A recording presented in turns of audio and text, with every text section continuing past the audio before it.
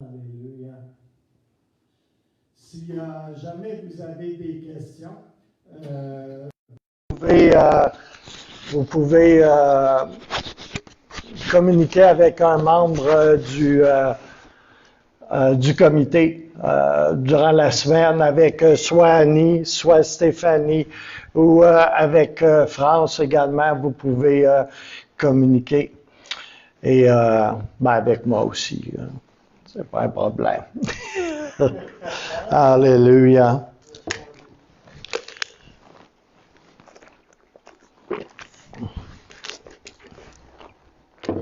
Alors, ce matin, je vais faire un peu d'enseignement. C'est pas vraiment une prédication. Est-ce qu'il y a quelqu'un qui voudrait distribuer ça? Ben, Chantal, elle va le faire. J'ai besoin de te dire que je vais faire du bénévole, mais qui est dans le fond. OK. Comme d'habitude. OK. Moi, j'en ai gardé un, je sais pas pourquoi, là. Alléluia. Alléluia. Merci Seigneur. Alléluia.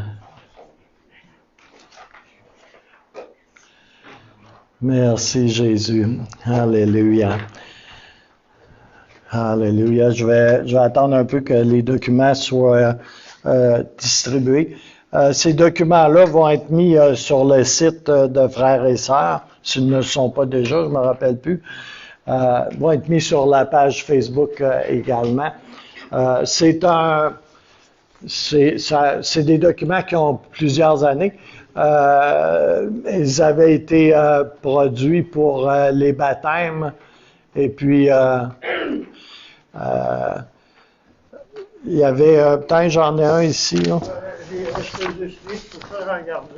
Okay. De toute façon, vous allez pouvoir suivre avec le PowerPoint puis tout ça. Là. Et puis, c'est ce que j'enseigne quand je fais des baptêmes. C'est l'enseignement que je fais quand je baptise des gens. Je leur donne un enseignement, je ne fais pas juste les baptiser comme ça. Là. Puis, il y a un document qui s'appelle Annexe, qui a été rajouté un peu plus tard, parce que il y avait certaines choses qui circulaient, et puis je voulais mettre les choses claires par rapport à certains points précis du baptême. Alors, curieusement, vous dites, mais t'enseignes sur le baptême, tu sais? Oui, j'enseigne sur le baptême. Il est bon de se rappeler qu'est-ce qui s'est passé quand on s'est fait baptiser. Et aussi, il est bon que les choses soient claires. Parce que la troisième partie de cette série-là, je vais adresser quelque chose de particulier. Puis j'ai ressenti dans mon esprit que je devais établir les choses simples et claires par rapport à la doctrine du baptême. Et alors, c'est ce que je suis en train de faire aujourd'hui. C'est curieux parce qu'après avoir enseigné sur ce que j'appelais le test de l'Église, la discipline de l'Église, le test de la fréquentation d'Église, j'ai fait une prédication sur la dîme, ce que je n'avais pas fait depuis de nombreuses années. Et puis, je vais commencer à enseigner sur les deux royaumes et sur le baptême. Je suis vraiment dans les choses très de base. Et c'est quelquefois curieux comment l'Esprit dirige les choses. Et aussi, à la réunion de prière, on a initialisé une nouvelle direction de prière. Ça va être 2 mercredis sur 4. Et cette direction de prière s'appelle Volte-face. Alors, il y a beaucoup de choses qui vont ensemble là, présentement. Orchestrées par Dieu le Saint-Esprit. Alors, le titre de ce matin, ce sont les deux royaumes. Le baptême, c'est la deuxième partie de 3. Et le but de cette étude est de nous aider à comprendre que le baptême d'eau est le premier pas d'obéissance pour le nouveau croyant et que cela symbolise une purification des péchés et une identification avec la mort, l'ensevelissement et la résurrection de notre Seigneur Jésus-Christ. C'est une partie essentielle de la marche chrétienne. Le verset clé se trouve en Colossiens 2, versets 11 et 12. Je vais vous le lire dans la version de la parole vivante, qui est une version amplifiée des Écritures du Nouveau Testament. Alors, ça va comme suit. Unis à lui. OK? On parle du baptême. Unis à lui. Vous avez aussi eu part à une circoncision qu'aucune main humaine n'a accomplie, à celle que demande le Christ et qui consiste à vous dépouiller de votre nature pécheresse avec ses instincts mauvais. Dans votre baptême, vous avez été ensevelis avec le Christ. OK? Vous savez que Jésus a été enseveli après la crucifixion.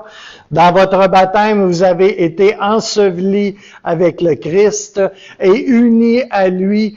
Vous êtes vous-même aussi ressuscités avec lui par la foi dans la puissance de Dieu qui l'a ressuscité des morts. Alors, c'est le verset clé du baptême.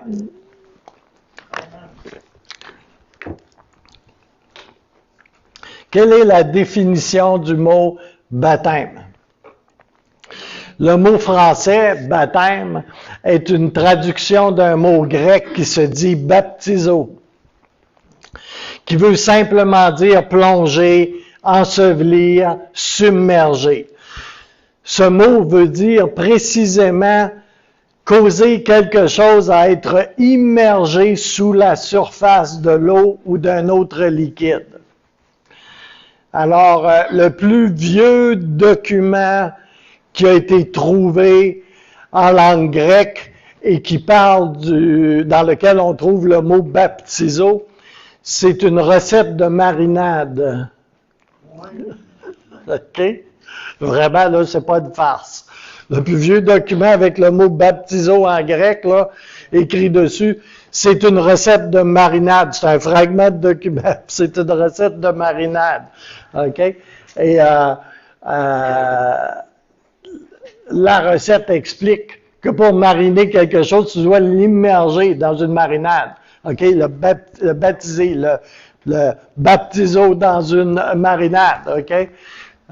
Fait que c'est très précisément ce que ça veut dire. OK? Alléluia. Puis là, je ne vous ferai pas l'histoire des pickles et des cocombes, là. Je l'ai fait tellement souvent. Mais tu rentres, c'est plus fort que moi, tu rentres cocombe dans la marinade, mais tu ressors pickle. Il y a un changement de la nature qui se fait. OK? C'est une très belle illustration quand même. Parce qu'à travers notre baptême en Jésus-Christ, là, c'est un pickle qui ressort. Quelque chose qui a une nature différente de ce qu'il y avait avant. OK? Je ne sais pas s'il y a des amateurs de pickles, là. Nous, on mange tellement de pickles, là, je ne sais pas combien de fois on achète de pickles dans un mois. On est des amateurs de pickles. Alléluia. Alléluia. Le commandement dans Matthieu 28, 19 devrait être traduit de cette façon. Allez, faites de toutes les nations des disciples, immergez-les au nom du Père, baptême, baptizo, immergez-les au nom du Père, du Fils et du Saint-Esprit. Pourquoi est-ce qu'on doit être baptisé? Parce que Jésus a commandé aux croyants d'être baptisés. En Jean, il y a des versets, là, mais en Jean 14, 15, si vous m'aimez, peut-on lire, gardez mes commandements. Et ça, c'est un commandement de la part de Jésus que d'être baptisé. Le deuxième point, parce que les apôtres aussi, tout comme Jésus, l'ont commandé. d'être baptisé.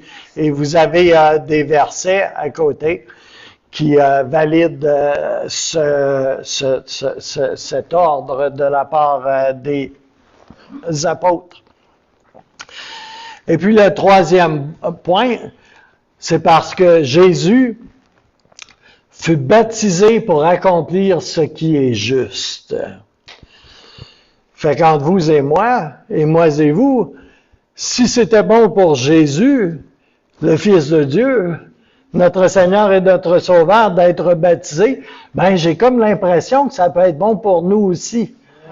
Juste comme ça, là. Tu sais? On veut suivre Jésus. Ben, Jésus, il est passé par les eaux du baptême aussi, pour faire ce qui était juste. Alléluia. Alléluia. Parce que notre foi, elle a besoin d'être rendue valable par notre obéissance. Notre foi, en cela, comme dans beaucoup d'autres choses, elle a besoin d'être rendue, d'être validée par notre obéissance en quelque part à la parole de Dieu. Amen. Il en est ainsi de la foi, si elle n'a pas les œuvres, elle est morte en elle-même. Mais quelqu'un dira, « Ah, toi tu as la foi, et moi j'ai les œuvres. Montre-moi ta foi sans les œuvres, et moi je te montrerai la foi par mes œuvres. » C'est Jacques 2, hein? Alléluia. Alors le baptême, c'est une œuvre, un acte de foi, une action qui exprime un désir, un engagement manifeste à suivre Jésus, à faire comme Jésus, une action qui manifeste l'application de sa volonté dans ma vie en quelque part. Alléluia. Quelles sont les exigences pour le baptême d'eau? Ici, là, une des raisons, entre autres, pourquoi je fais cet enseignement, c'est que le baptême en soi ne sauve personne. OK? Et je vois des chrétiens véhiculer ce genre de pensée-là et même retransmettre des gars, des personnes qui enseignent cette chose-là, qui n'est pas biblique. Le baptême ne sauve personne. Aucune œuvre ne pourra jamais sauver personne. Jésus seul sauve. OK? Jésus seul sauve. L'œuvre de la croix. La seule chose qui peut te laver, te purifier, c'est le sang de l'agneau de Dieu. OK? Que cela soit clair. Puis si tu prends un verset pour l'interpréter d'une façon contraire à ce qui est écrit à des dizaines d'endroits dans les Écritures de l'Ancien Testament et du Nouveau Testament, tu n'es pas en train d'invalider la moitié de ta Bible avec une interprétation d'un seul verset tiré hors de son contexte. OK? C'est pas comme cela que ça fonctionne.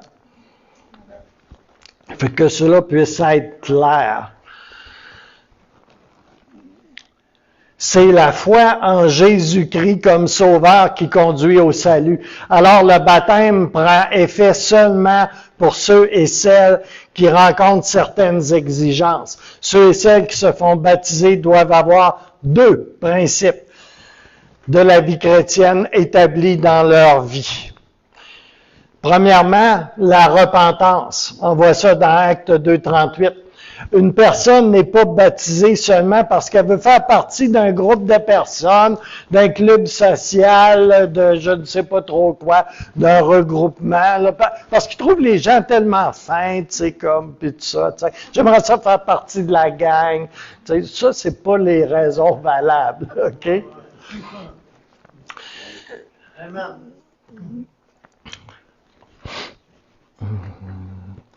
Pierre va dire, justement dans Actes 2:38, « Repentez-vous et que chacun de vous soit baptisé au nom de Jésus-Christ pour le pardon de vos péchés et vous recevrez le don du Saint-Esprit. » Trois choses essentielles formulées ici. La repentance préalable, le baptême et le baptême du Saint-Esprit. Alléluia. La foi. Une personne doit être assez mature pour savoir ce qu'elle fait. On peut lire dans Actes 8:12, « Il l'écoutait attentivement parce qu'il les avait longtemps étonnés par ses actes de magie. » Mais quand il... C'est quoi que ça fait là, ça? 11... OK, 12, verset 12. « Mais quand ils eurent cru à Philippe, qui leur annonçait la bonne nouvelle du royaume de Dieu. » C'est probablement un copier-coller qui a dérapé. Hein. Mais quand ils eurent cru à Philippe, verset 12, qui leur annonçait la bonne nouvelle du royaume de Dieu et du nom de Jésus-Christ, hommes et femmes se firent baptiser. Et dans Acte 8:12, on peut lire, « Alors Pierre dit, peut-on refuser l'eau du baptême à ceux qui ont reçu le Saint-Esprit aussi bien que nous? » Alors, quand quelqu'un est vraiment baptisé du Saint-Esprit, là, tu le baptises d'eau. Moi, j'ai été reçu le Saint-Esprit avant d'être baptisé d'eau. J'ai été baptisé d'eau 6 mois après ma nouvelle naissance. Mais on peut également baptiser des gens rapidement. OK? Tu n'es pas obligé d'attendre 6 mois. De là, la rédaction de l'annexe qu'il y a avec votre document. Parce qu'il y avait différentes choses qui circulaient dans les églises. Ah, faut qu'ils soient vraiment sanctifiés. Ah, et puis, tu sais, comme la sanctification est un processus qui dure toute une vie. Là. Alléluia. Alors, qu'est-ce qui se produit quand une personne est baptisée? Nous sommes baptisés simplement parce que Dieu nous commande d'être baptisés. Cependant, comme on répond à l'appel de Dieu par la foi, certaines choses importantes se produisent. Okay? Il se produit des choses dans le baptême. On voit des gens qui sont délivrés. On voit des gens qui sont remplis du Saint-Esprit alors qu'ils sont baptisés. J'ai vu des gens être délivrés de la cigarette alors qu'ils étaient baptisés. J'ai vu des gens avoir une touche de la présence de Dieu tout à fait remarquable, okay? En passant par les eaux du baptême. Mais bibliquement, pourquoi qu'est-ce que ça produit d'être baptisé? Bien, on va être identifié avec le Seigneur Jésus-Christ dans sa mort, son ensevelissement et sa résurrection. Okay? Vous avez des versets à côté de cela. Au baptême, le vieil homme est crucifié. Okay? Le vieil homme est enseveli dans les eaux du baptême. Et ça, c'est extrêmement important. En ressortant de l'eau, l'homme nouveau ressuscite pour marcher en nouveauté de vie. Romains 6,4 dans la parole vivante va dire ceci. Par le baptême, nous avons donc été ensevelis avec lui afin de partager sa mort. Tout ce que nous étions autrefois est à présent mort et enterré. Et pourquoi cela? Vous savez que le Christ a été ressuscité d'entre les morts par la puissance glorieuse du Père. Nous aussi, nous avons reçu une nouvelle vie et nous sommes appelés à mener notre existence sur un plan nouveau. C'est la version de la parole vivante. Deuxième point. Ça nous aide à être victorieux sur les péchés dominateurs de la vie. Romains 6, versets 11 à 18. On ne le lira pas. Troisième point, une purification spirituelle. L'eau n'a aucun pouvoir de purification, mais lorsqu'on répond au commandement de Jésus, quand on obéit au Seigneur à sa parole, par la foi, le Saint-Esprit œuvre en nous en collaboration avec les moyens ordonnés de Dieu. OK? Il se produit des choses qui peuvent varier d'un individu à un autre. C'est comme la Sainte Seine, qui est une ordonnance, comme le baptême. On peut s'approcher de la table du repas du Seigneur et puis être touché par une présence de Dieu extraordinaire. C'est pas juste que je prends un petit morceau de pain puis une gorgée de jus de raisin. Là. Il y a une présence particulière de Dieu. Il y a des guérisons qui se produisent durant la Sainte Seine. Des guérisons intérieures, des délivrances, des guérisons physiques. Tout cela peut se produire parce qu'il c'est un moyen de grâce, un moyen que Dieu nous a laissé pour nous approcher de lui. Et alors qu'on s'approche de lui, quand tu t'approches de Jésus, tout est possible. Parce qu'il est le même hier, aujourd'hui et demain. Alléluia. Alléluia. Merci Seigneur. Alléluia. Il y a beaucoup de choses à dire. Hein? Il y a un quatrième point, il y a une identification avec le nom du Seigneur. OK? Il y a une identification avec le nom du Seigneur. Alléluia. Tu fais tien ce nom. Alléluia. D'une façon particulière. Il y a un théologien qui s'appelle Kenyon qui écrit ceci. Dans un sens, le baptême est l'équivalent du mariage. Dans le mariage, une femme prend le nom de son mari. C'était vrai surtout il y a quelques années ici en Amérique du Nord. Et tout ce qu'il possède est maintenant partagé avec elle. Qu'est-ce que ça veut dire? C'est qu'elle a un droit légal sur tous ses biens. Hey, c'est fun, ça? Quand le croyant est baptisé dans le nom de Jésus, il prend possession de tout ce qui est en Jésus. Il y a beaucoup de choses en Jésus. Je peux croire que ton mari a beaucoup de choses, là, mais encore plus de choses en Jésus. Alors, quand tu te fais baptiser, c'est un peu comme un mariage. Tu prends le nom de ton époux, à savoir Jésus, à travers les eaux du mariage. Alors, tu prends des droits légaux et des privilèges en Jésus-Christ. Alléluia. Colossiens 2, versets 11 et 12 nous parle encore de la circoncision et ça va comme suit. Rendez grâce au Père qui vous a rendu capable d'avoir part à l'héritage des saints dans la lumière, qui nous a délivrés de la puissance des ténèbres et nous a transportés dans le royaume du Fils de son amour. Alléluia. Ce passage-là va rejoindre la troisième partie de cette série de messages sur les deux royaumes.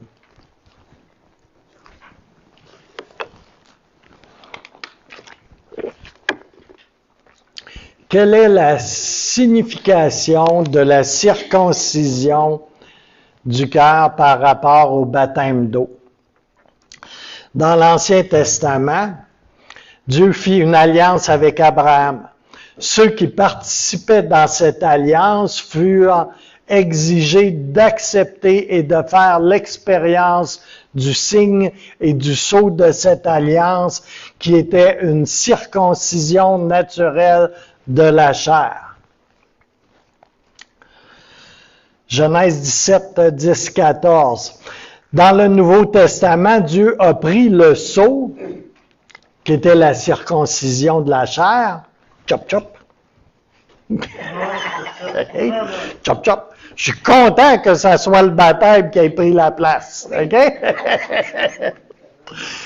Juste comme ça.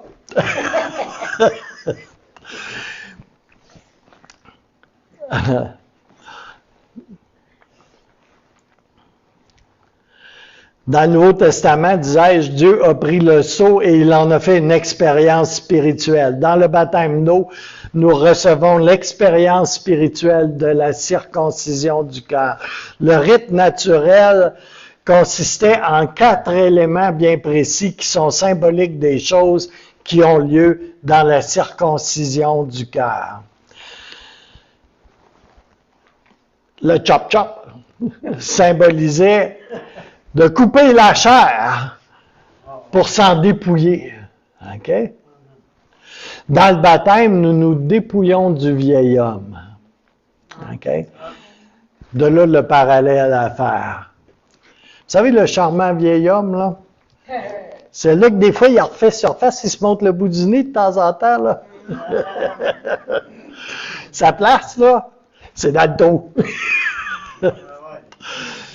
Deuxièmement, verser le sang. Parce que dans la circoncision de la chair, il y avait du sang qui coulait. Hein? Alors, dans le baptême, une mort à soi-même doit avoir lieu. Romains 6.3. Ignorez-vous, dit Romains 6.3, ignorez-vous que nous tous qui avons été baptisés en Jésus-Christ, c'est en sa mort que nous avons été baptisés. OK? C'est dans sa mort. Alléluia. Ça veut dire, vous savez, coopérer, puis toutes les avec un petit trait d'union, là, on a été co-ensevelis. On a été co-ensevelis. On a été co-crucifiés avant d'avoir été co-ensevelis. Puis après ça, là, on est co-ressuscité avec Jésus. Puis après avoir été co-crucifié, co-enseveli, co-ressuscité, là, on est co-assis avec Jésus. Oui, on est co-héritier également. Fait que là, on peut multiplier les co. Fait que c'est bon pour nous de commencer par être co-crucifié et être co-enseveli. Pour avoir les autres co qui sont vraiment comme le bénéfice, on va dire. Alléluia. Alors, le troisième point, le 8e jour. La circoncision naturelle avait lieu le 8e jour. Ceci symbolisait un nouveau début et une vie ressuscitée. 1 Pierre 3, 20, 21. Dans le baptême, nous faisons l'expérience d'un nouveau début et d'une nouveauté de vie. Alléluia.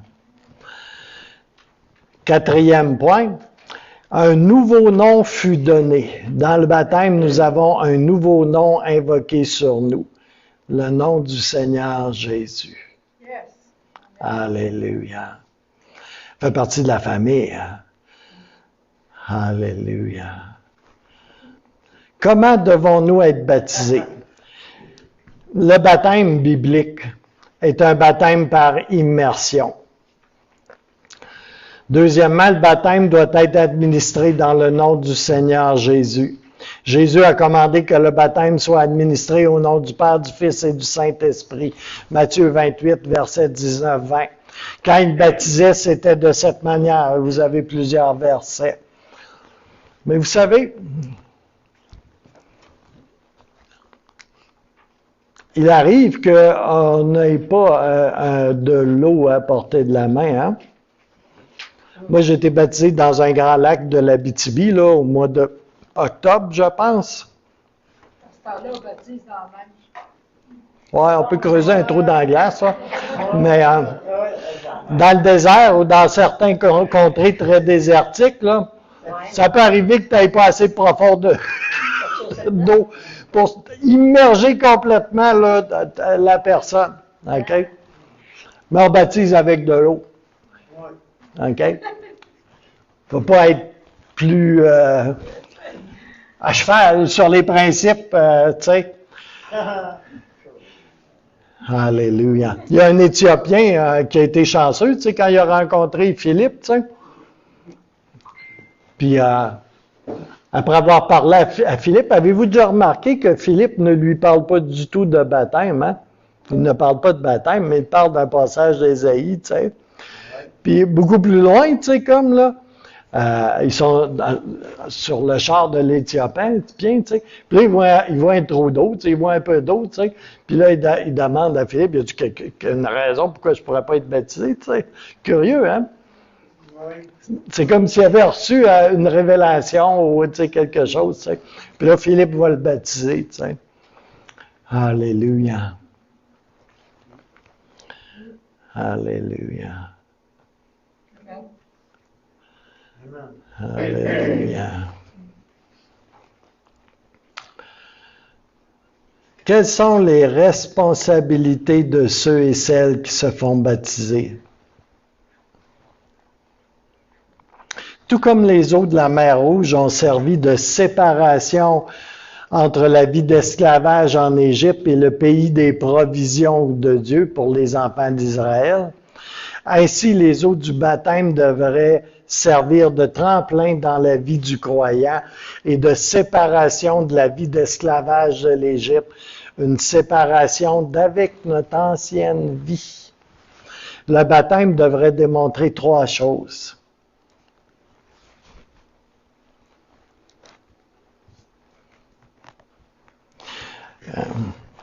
Je ne veux pas aller dans la prochaine prédication qui suit sur les 2 royaumes, là, mais le Seigneur m'a montré des choses particulières par rapport à exactement ce point-là. Tu sais, quand les gens, le peuple d'Israël, tu sais, qui était nombreux, tu sais, a été sorti à main forte d'Égypte, tu sais. Puis l'Égypte, c'est le monde des ténèbres, c'est le royaume des ténèbres. Okay? C'est tout simplement ce que c'est. Puis il a été sorti du royaume d'Égypte, tu sais. Puis ils ont été conduits par Moïse dans le désert, tu sais. C'est Dieu qui les dirigeait ainsi, tu sais. Puis ils sont arrivés devant la mer Rouge, tu sais, avec l'Égypte qui leur courait après en arrière avec ses chars de guerre. Tu sais, puis l'Égypte était une puissance dominatrice à cette époque-là. C'était la grosse machine de guerre, là, tu sais. Puis ils sont arrivés face à la mer Rouge, tu sais. Ils ont été sortis d'Égypte, OK? Mais il a fallu que les eaux de la mer Rouge s'ouvrent. Et ça, c'est symbolique du baptême. Et c'est très parlant par rapport au baptême. Puis Israël, le peuple juif a traversé la mer Rouge à sec, avec l'armée égyptienne qui poursuivait en arrière, tu sais. Ils ont mis pied de l'autre côté de la mer Rouge. Et puis l'Égypte est arrivé, s'est engagé dans le même passage et a été englouti par les eaux. Et il est écrit que, en quelque sorte, les Juifs ont été baptisés à travers les eaux de la mer Rouge, en traversant les eaux de la mer Rouge. Ils ont été baptisés dans la mer, l'eau, dans la nuée et dans le leadership de Moïse. On voit ça dans le Nouveau Testament. Mais ce que je veux faire ressortir, c'est qu'il y a eu une coupure nette entre la vie d'avant et la vie d'après. Ce qui n'a pas empêché plusieurs rébellions de ce peuple-là, dont il est dit qu'il avait le cou très raide, mais ils avaient été séparés de l'Égypte. T'sais? Puis nous, les chrétiens, quand on passe à travers l'eau du baptême, là, on est censé être séparés de notre ancienne vie. Tout comme le peuple juif, quand il est passé à travers la mer Rouge. Alléluia. Et l'Égypte représente, comme je disais, le royaume des ténèbres. Qu'est-ce qu'on a lu tantôt? On a été transféré du royaume des ténèbres au royaume de son admirable lumière. Alléluia. Est-ce que nous avons à avoir part avec ce qui était en Égypte? Non. Non. On est censé être séparés. Séparés du monde, séparé du royaume des ténèbres. D'où la série sur les deux royaumes.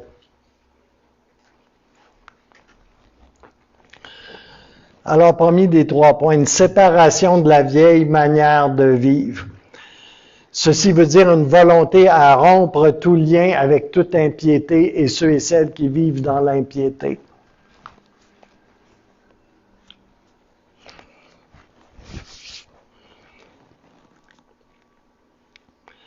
Vous savez, quand j'étais, avant d'être sauvé, là, j'étais pas un gentil garçon, tu sais.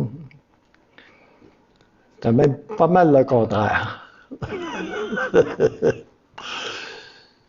Fait que, tu sais, quand je suis venu au Seigneur, longtemps avant mon baptême même, parce que je suis né de nouveau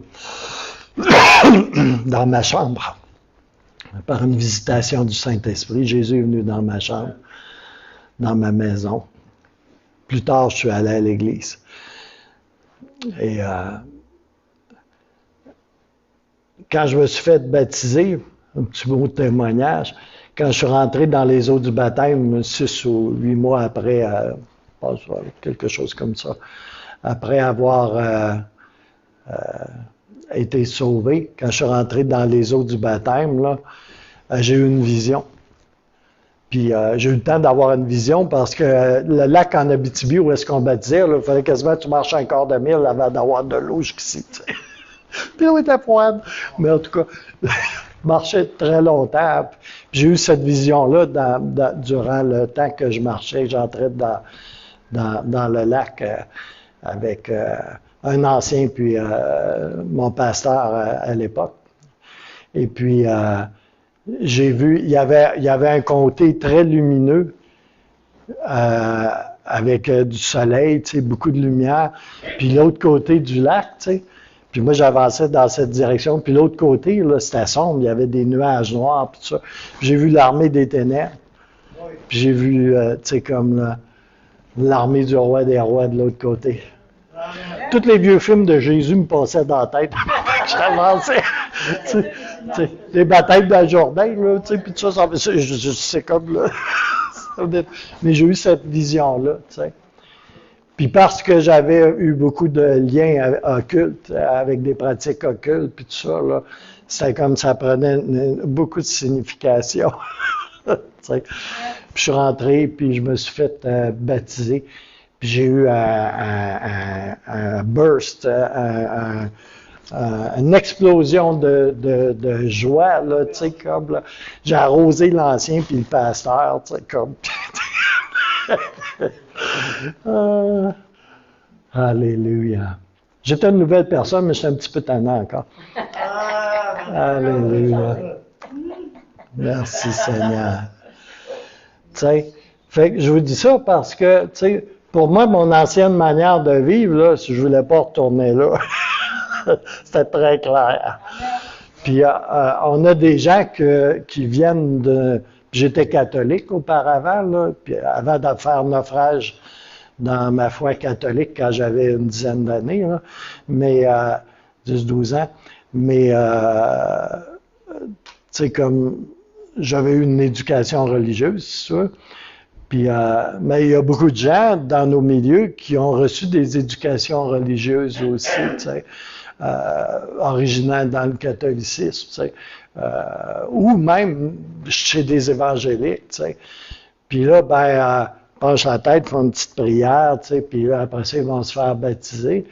Mais tu sais, ce qu'il est parlé ici, d'avoir une séparation, là, faut qu'il y ait quelque chose en quelque part, tu sais.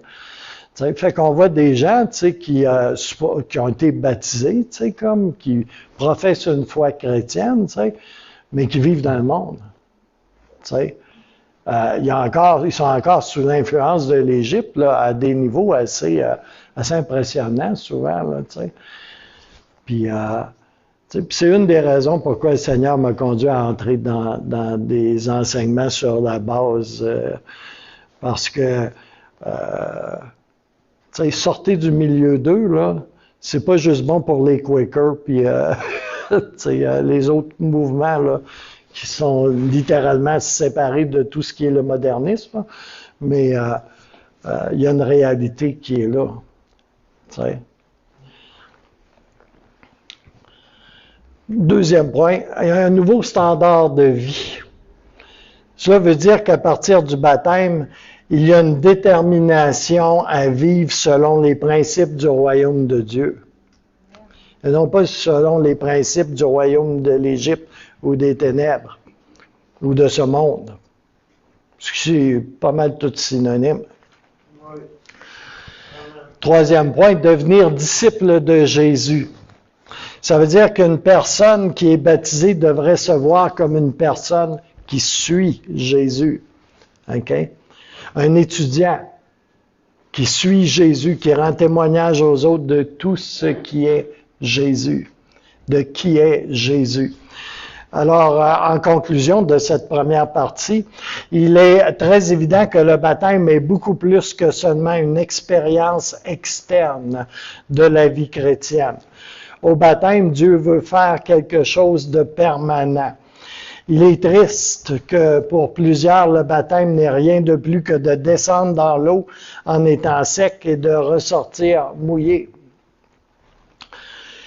Mettant une fin à cette expérience. Mais si chaque individu saisit ce que Dieu dit, qui est accessible par la foi, le baptême serait l'une des plus grandes expériences de la marche chrétienne. Oui. Le baptême d'eau n'est pas sans parallèle avec le baptême du Saint-Esprit. Le premier proclame publiquement un engagement à suivre Jésus et introduit le nouveau croyant à une vie d'Église. Tandis que le baptême de l'Esprit introduit le croyant à la vie abondante de l'Esprit. Alléluia. Ça, c'est la première partie de l'enseignement. C'est vraiment l'enseignement de base que je donnais avant de baptiser des gens. Et il y a l'annexe que j'ai joint également, qui s'appelle « Quelques considérations sur le baptême d'eau ». Je reprends quelques points qu'on a vus, là, mais on va le faire quand même. Peu de temps avant son ascension, Jésus a commandé à ses disciples de faire des disciples, de les baptiser et de les enseigner. C'est ce qu'ont fait précisément les disciples après la venue du Saint-Esprit. De même, l'impératif de l'apôtre Pierre était « Repentez-vous et que chacun soit baptisé au nom de Jésus-Christ. » Je vais juste remettre encore l'emphase sur la repentance. La repentance est essentielle avant de vouloir baptiser quelqu'un. Il faut qu'il y ait une réelle repentance avant de baptiser les gens. Et on a des gens qui se disent chrétiens qui n'ont jamais passé par la repentance. OK? Et ça pose des problèmes ultérieurement dans la marche chrétienne. Il y a un théologien que j'ai étudié à une certaine époque qui s'appelle Thiessen, dans son livre Esquisse d'une théologie biblique, qui écrit ceci. Il semble comme que lorsque les apôtres prêchaient l'Évangile et que les gens répondaient, ils fussent baptisés immédiatement. La repentance, la foi et le baptême étaient donc étroitement liés. Il est clair que le baptême ne contribuait pas au salut. Il le suivait plutôt immédiatement après. Okay? Corneille a été immédiatement baptisé après avoir reçu le Saint-Esprit. Le théologien Bruce dit dans son Commentary of the Book of the Acts, l'idée d'un chrétien non baptisé ne se trouve tout simplement pas dans le Nouveau Testament. OK? Je suis d'accord avec Thiessen, tu sais, que je pourrais baptiser quelqu'un pratiquement immédiatement après qu'il ait eu une expérience avec Jésus, qu'il soit né de nouveau, qu'il ait manifesté une repentance. Je vois pas aucun problème pour le baptiser immédiatement. Alléluia. Parce que c'est un modèle de base du Nouveau Testament.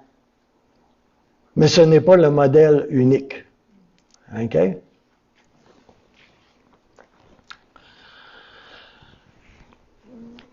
Il faut souligner qu'il y a une différence entre le baptême du Nouveau Testament et celui de Jean-Baptiste, Jean le Baptiseur. Le baptême de Jean-Baptiste est un baptême de repentance en prévision de l'entrée dans le royaume qui avait été promis de très longue date par l'ensemble des prophètes. Alors que le baptême dans le Nouveau Testament et l'Église naissante a vraiment plus à faire avec l'identification du croyant avec Jésus. L'ordonnance du baptême est un symbole visible de l'identification du croyant avec Christ dans sa mort, son ensevelissement et sa résurrection. Par le baptême, le croyant témoigne qu'il était en Christ lorsque Christ a été jugé pour le péché, qu'il a été crucifié, qu'il a été enseveli avec lui et qu'il est ressuscité à une vie nouvelle en lui. Le baptême symbolise que le croyant est identifié avec Christ, car il est baptisé dans le nom du Seigneur Jésus. Vous avez des versets pour toutes ces choses. Cela s'est produit lorsque l'individu repentant a invoqué le nom de Jésus. Le baptême est fondamentalement une confession publique devant les hommes de la seigneurie de Jésus-Christ. De la seigneurie de Jésus-Christ et de la grâce qui nous a été faite. L'expérience nous montre qu'il y a souvent un affermissement de la foi dans le cœur du croyant suite à la proclamation publique de la Seigneurie de Christ et du baptême. OK? On voit ça très souvent. Avant le baptême d'eau, il doit y avoir une instruction. Il doit y avoir la repentance et il doit y avoir la foi. Car le baptême n'effectue pas cette identification, mais il la présuppose et la symbolise comme un signe visible devant la communauté. Un autre théologien, Saucy, dans The Church of God, affirme « C'est par la foi que nous recevons les bénédictions de l'Évangile. Mais lorsque cette foi qui sauve s'exprime ensuite de façon objective dans le baptême, Dieu se sert de cet acte pour confirmer les réalités du salut. La foi de l'individu est fortifiée du fait qu'elle s'exprime ouvertement et les actes rédempteurs du salut sont scellés et ratifiés avec une force additionnelle dans le cœur du croyant. Alléluia. Ça va? Oui. C'est rare que je fais de l'enseignement aussi systématique, là, mais c'est ça. Ainsi, non seulement le baptême symbolise l'identification avec Jésus-Christ, mais c'est aussi le moyen visible qui identifie l'individu repentant au groupe local des croyants. Lorsqu'il devient membre du corps des croyants en Christ, le chrétien devrait également s'identifier à l'assemblée locale. Lorsqu'un individu répond à l'appel du salut, il devrait, comme le faisaient les croyants du Nouveau Testament, être baptisé et être introduit dans la communauté chrétienne. Actes 2, 41, 42, ceux qui acceptèrent sa parole furent baptisés. Et en ce jour-là, le nombre des disciples augmenta d'environ 3000 âmes. Ça, c'est un contrat, hein? 3 000 âmes à baptiser, là. T'as du pain sur la planche. Si tu baptises dans le fleuve, ici, là, achète-toi un wetsuit. Parce que tu vas être longtemps dans l'eau. Alléluia. Il persévérait, verset 42, dans l'enseignement des apôtres, dans la communion fraternelle, dans la fraction du pain et dans les prières. Alléluia. Ils étaient en église, ils étaient en assemblée. OK? Et blague à part, là, quand j'ai baptisé dans le fleuve, ça fait quelque temps déjà, là, puis la journée suivante, là, j'étais chez Sport Expert, puis je m'achetais un wetsuit. C'est vrai? Oui, c'est vrai. Et les autres que tu baptisais, n'avaient pas? Ben, je leur donne le choix. Ils peuvent se faire baptiser ici ou ils peuvent se faire baptiser dans le fleuve. Mais quand c'est des vrais gars de la Côte-Nord, ben, ils veulent être baptisés dans le fleuve. Ben, moi, là, je suis pas un vrai gars de la Côte-Nord, je suis un Abitibien. Puis ça, c'est froid pour moi. Alléluia. Mais il y en a des plus braves que moi. Il y en a un qui s'appelle Art Lucier, là. C'est un métis, il est dans l'Ouest, tu sais. Je l'ai vu, c'est l'hiver passé, tu sais, comme, là. Il creusait un trou dans la glace. Puis là, il y a du monde qui attendait se faire baptiser d'un trou dans la glace. Puis lui, tu sais, comme fait d'haltérophilie, il est bien pris, là, tu sais, comme, là. Mais, tu sais, comme il est là, tu sais, en short, tu sais, comme il est dehors, hors du trou, tu sais, comme, là. Puis, tu sais, c'est comme, il est déjà baptisé. Les uns après les autres, là, tu sais, comme, là. Dans l'eau. Ça, t'es comme radicalement baptisé, hein, je te dis.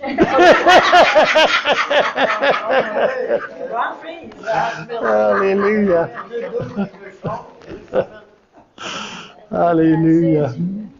Oui, ça saisit. T'es saisi du royaume des ténèbres et transféré dans le royaume de sa lumière, de son Fils bien-aimé. T'es vraiment saisi. Il y en a qui s'en prend peut-être ça, par exemple. Hein? Alors, il y a un corollaire à faire. Baptisés du Saint-Esprit, nous sommes également agrégés, incorporés à ce corps spirituel du Christ qu'est l'Église. Vous avez un verset. Ainsi donc, nous pouvons dire que le baptême du Saint-Esprit effectue ce que le baptême d'eau représente et atteste, soit que nous sommes enfants de Dieu. Il y a un parallèle à faire entre le baptême du Saint-Esprit et le baptême d'eau également. Alléluia. Il y a beaucoup de similitudes. Alléluia. Mais le baptême d'eau, c'est pour t'introduire dans la communauté terrestre des croyants, comme le Saint-Esprit te relie d'une façon tellement particulière. Alléluia. À Dieu, qui est quoi? Esprit. Alléluia. Merci Seigneur. Alléluia. Et encore, il faut bien le souligner, il s'agit bien d'une grâce dispensée qui se situe au début et dans les premiers temps de la vie chrétienne. Le baptême d'eau exprime de façon extérieure ce que la nouvelle naissance et le baptême de l'Esprit ont produit sur le plan spirituel. C'est pourquoi, en toute simplicité, en Éphésiens 4:5, Paul ne déclare-t-il pas en effet qu'il n'y a pas qu'un seul baptême? Okay? La raison de cette déclaration est qu'en effet, le baptême d'eau n'est que simplement l'affirmation et la manifestation de ce que le baptême du Saint-Esprit a produit au fond du cœur. Alléluia. La nouvelle naissance est une œuvre du Saint-Esprit. Le baptême du Saint-Esprit aussi, qui est une autre expérience, est aussi une œuvre de l'Esprit. La définition la plus précise de ce baptême est donnée par 1 Corinthiens 12:13. Opéré par l'Esprit divin, il a pour effet de placer, immerger en Christ, chaque croyant, faisant de lui un membre de son corps et l'unissant en même temps à tous les enfants de Dieu. Alléluia. Alléluia. Ah. Il y a eu une controverse à l'époque, hein, il y en a qui disaient à Pierre, ben, on peut pas les baptiser, mais Pierre va leur faire la réponse. Eh oui, mais tu sais, là, ils sont baptisés du Saint-Esprit. Ils parlent en langue.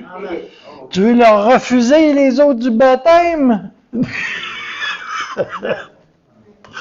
Alléluia. Alléluia.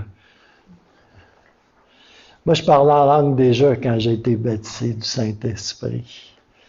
Alléluia. Il y en a qui parlent en langue ou qui sont baptisés du Saint-Esprit après le baptême d'eux. Il y en a qui sont baptisés du Saint-Esprit simultanément. Vous savez,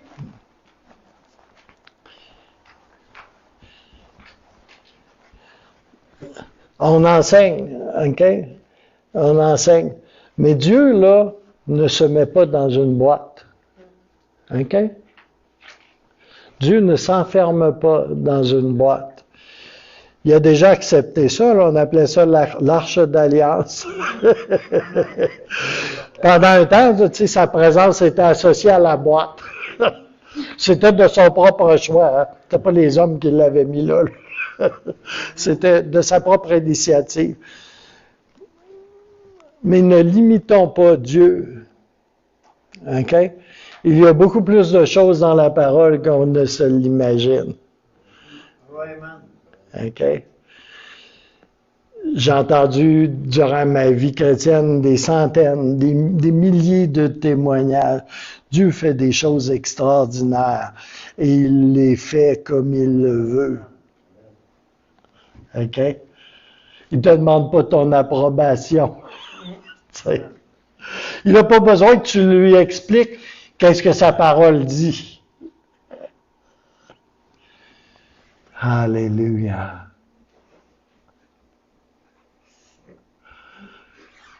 Il baptise, et il baptise pas seulement dans le Saint-Esprit, il immerge les gens aussi dans son amour. Et si être immergé dans l'amour de Dieu, c'est pas un baptême, ben moi, là, je ne sais pas qui je suis. Alléluia.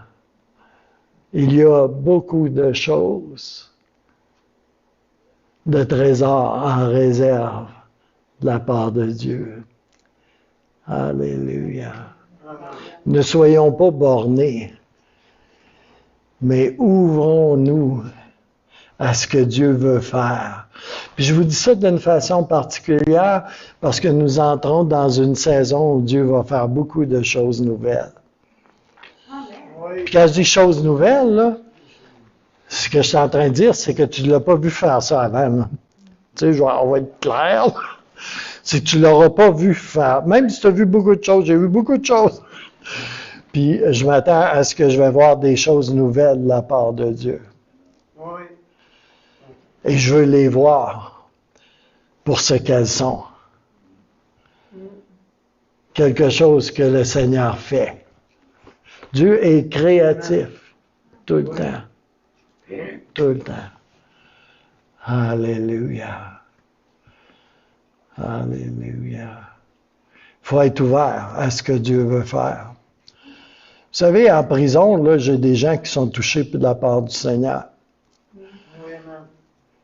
Puis si j'ai pas une baignoire là, pour l'immerger, là, c'est comme là, je vais y vider mon 2 litres d'eau sur la tête, tu comprends-tu? Puis je vais le baptiser. Puis il va être baptisé. Alléluia.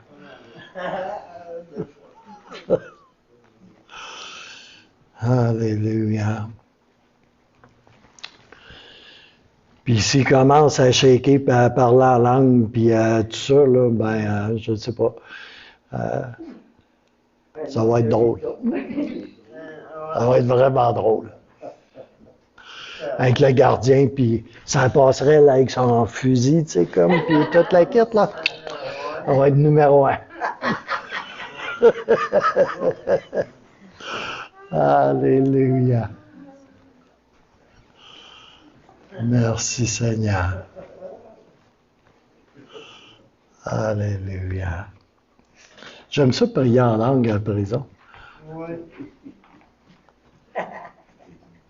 C'est comme très particulier. Ça va. Vraiment. Alléluia.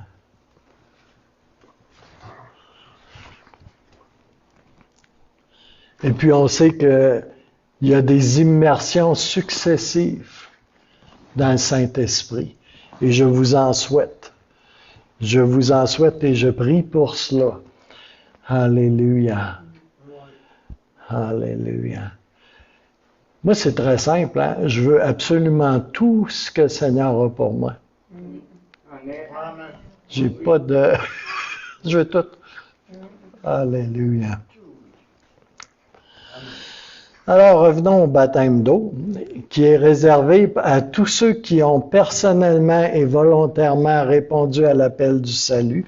Dans le Nouveau Testament, ça comprenait ceux qui devaient être enseignés, ceux qui avaient reçu la parole, ceux qui avaient reçu l'Esprit. Dans Actes 2:41, nous voyons que 3000 convertis furent immédiatement baptisés. Quelques précisions pour dissiper tout malentendu possible. La profession d'une foi sincère au Sauveur et Seigneur Jésus-Christ est le chemin d'accès à l'Église visible, soit aussi au corps de Jésus. Elle doit rester également la condition préliminaire d'appartenance à une Église locale. Notez bien, je le répète, il n'y a pas de salut ou de régénération par le baptême seul. OK? C'est important parce qu'il y en a qui semblent enseigner cela. Et Tite 3, verset 5-6 nous dit « Et c'est là ce que vous étiez, quelques-uns de vous, mais vous avez été lavés, mais vous avez été sanctifiés, mais vous avez été justifiés au nom du Seigneur Jésus-Christ et par l'Esprit de notre Dieu. » Pas par 2 tasses d'eau, puis pas par une baignoire d'eau.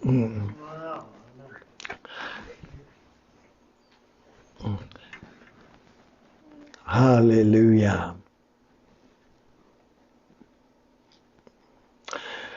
Oh, c'était 1 Corinthiens 6:11. Tite 3, verset 5-6. Il nous a sauvés non à cause des œuvres de justice que nous aurions faites. Le baptême est une œuvre de justice.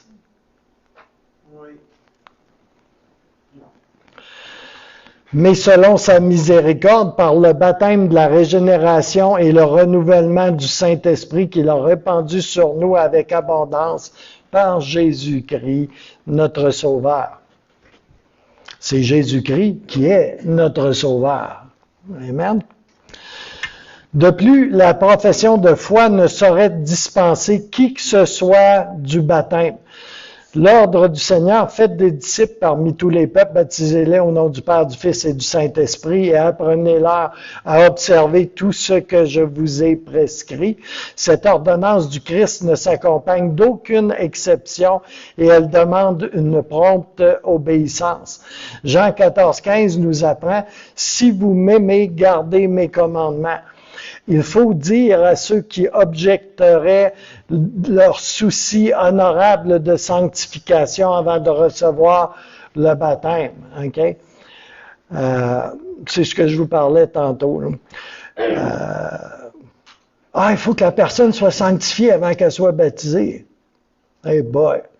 Es-tu en train de me dire qu'il ne faudrait pas que je te baptise là, présentement, supposons si ça n'avait pas déjà été baptisé?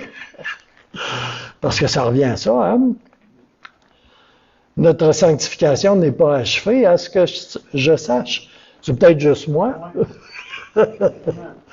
Mais j'ai encore des croûtes à manger dans le Seigneur. J'ai encore un bon travail du Saint-Esprit à faire dans ma vie. Si vous avez des doutes, parlez-en à ma femme. Elle va le confirmer. Alléluia.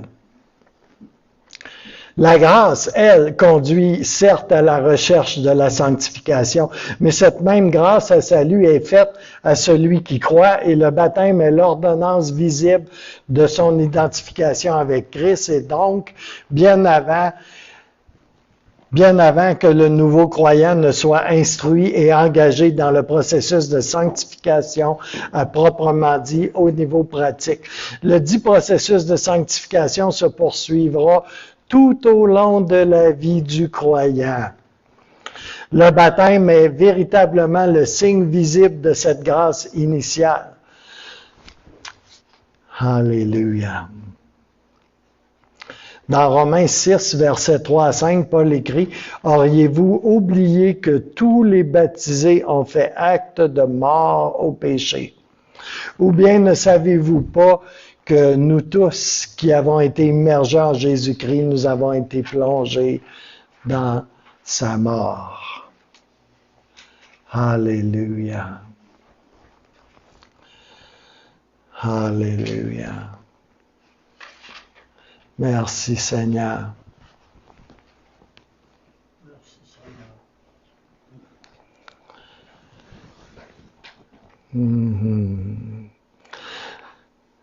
Je vais aller un petit peu plus loin. Le nouveau croyant, en passant par les eaux du baptême, fait ainsi acte d'entrée dans l'Église et parallèlement, la communauté fait acte d'accueil au baptisé qui est ajouté à l'Église. Il est important qu'elle soit présente, l'Église, mais pas essentiellement, mais c'est important quand elle peut l'être, d'être présente, et qu'elle participe à ce signe visible et à la confession de foi qui l'accompagne. Bien sûr, il y a des exceptions qui confirment la règle, l'histoire de Philippe et de l'Éthiopien. OK? L'Église n'était pas là pour voir le baptême de l'Éthiopien, tu sais. Remarquez que la visibilité du signe n'est pas importante que pour les hommes, mais elle concerne aussi les créatures célestes. Ces dernières, par la parole et l'acte, sont informées de la situation du baptisé, Ephésiens 3:10. Et c'est ainsi que les dominations et les autorités dans les lieux célestes connaissent aujourd'hui par l'Église la sagesse infiniment variée de Dieu. Alléluia. C'est pourquoi il est important que le baptême d'un individu soit précédé d'une déclaration attestant sa repentance et sa foi au Dieu trinitaire, sa volonté d'accorder dorénavant au Seigneur et à sa parole toute autorité dans sa vie. Puis à déclarer sa détermination de refuser à Satan et au monde des ténèbres tout droit sur lui et sa vie. Alors, en conclusion, un autre théologien qui s'appelle J.D. Paulson, qui écrit dans son livre « Les 4 étapes fondamentales de la vie chrétienne », il écrit ceci. « Comment puis-je faire de la croix ma croix? En me repentant. » OK? Comment puis-je faire de la croix de Jésus-Christ ma croix à moi, Gilles Larose, en me repentant? OK? C'est quelque chose qu'on peut avoir à faire sur une base régulière, n'est-ce pas? Comment puis-je faire mienne sa mort et sa résurrection? La réponse, par le baptême dans l'eau. Et comment puis-je faire de la Pentecôte, ma Pentecôte, en recevant le baptême du Saint-Esprit? En d'autres termes, il y a 4 pas à faire pour entrer pleinement dans la nouvelle alliance. La repentance, la foi, le baptême et la réception du Saint-Esprit. Et c'est là que tout commence. Alléluia. Fait que c'est ça que j'avais à partager comme petit enseignement et je tenais à l'établir avant de passer à la 3e partie qui sera pas, je ne pense pas qu'elle va être la semaine prochaine, là, parce que ça va être notre journée comme pour prendre un repas fraternel ensemble et puis tout ça. Là. Et puis, je vais garder ça peut-être pour un petit peu plus loin. Mais je trouvais ça important parce que je ne veux pas qu'il y ait de confusion. OK? à cause de l'emphase que je vais mettre sur certains points, que j'ai fleuri à gauche et à droite depuis quelques semaines. Alors, on va terminer avec un mot de prière.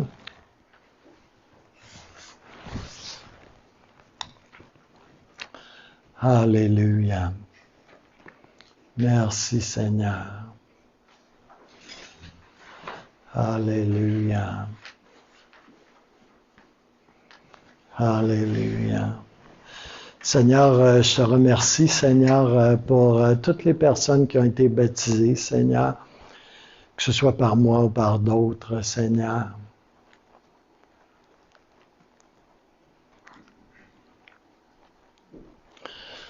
Pour ceux qui suivent en ligne également, Seigneur.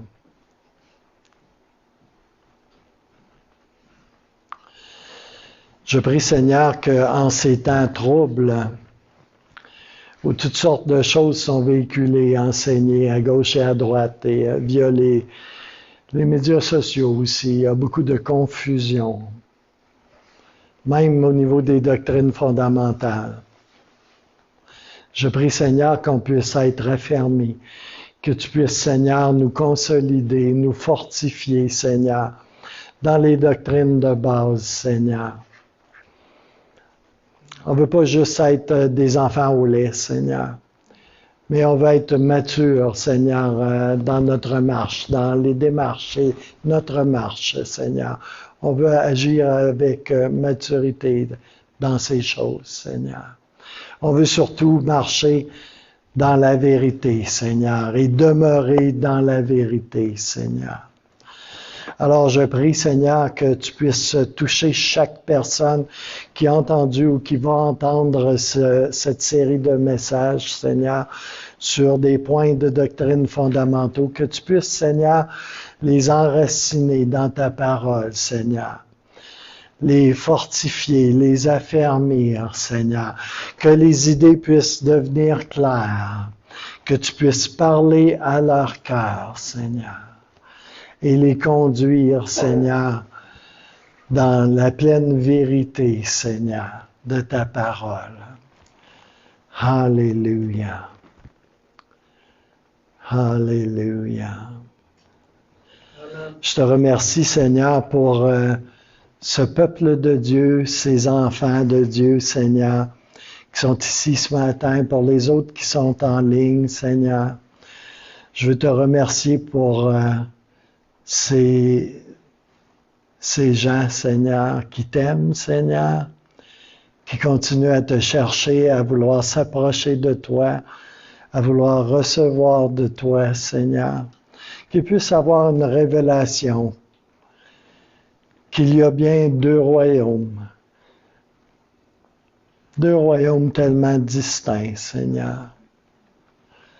Et je prie, Seigneur, que tu puisses mettre au jour, pas sous une forme légalistique, pas sous une forme légaliste, Seigneur, mais que tu puisses mettre au jour, Seigneur, tout compromis que nous faisons dans nos vies, Seigneur, parce que quelquefois on est un peu oublieux, Seigneur. Et je prie, Seigneur, que tu nous préserves, Seigneur, de tout compromis plus tard, Seigneur, mais qu'on puisse être affermis, qu'on puisse être fondé sur le roc, Seigneur. Alors que ton Église, Seigneur, est traversée par toutes sortes de vents, Seigneur. Et je parle pas juste de l'Église locale, mais je parle de l'Église en général, Seigneur. Qu'on puisse, Seigneur, s'attacher à la parole que nous avons reçue une fois pour toutes et qui est la vérité, Seigneur. Alléluia. Je te remercie, Seigneur, pour tes bontés qui se renouvellent à chaque jour. Je te remercie pour la joie que tu mets dans les cœurs. Je te remercie pour la koinonia, la communion fraternelle que nous avons ensemble, Seigneur. Et je prie que tu puisses nous bénir d'une façon particulière dimanche prochain, Seigneur, pour le temps qu'on va mettre à part pour te célébrer, mais aussi pour fraterniser, communier ensemble également, Seigneur. Je prie la riche bénédiction de Jésus-Christ, la pleine bénédiction de Jésus-Christ sur chacun de nous, Seigneur, ici présents ou en ligne, ou qui écouteront plus tard ce message, Seigneur. La pleine bénédiction de Jésus-Christ, Seigneur. Alléluia. C'est dans le nom de Jésus victorieux que je te remercie ce matin, Seigneur, pour tout ce que tu fais et tout ce que tu vas faire. Amen. Amen. Alléluia. Merci, c'est d'abord. Alléluia. Alors, on se revoit soit mercredi à 19h ou dimanche prochain à 14h30. Amen. Avec des cornichons à la miette.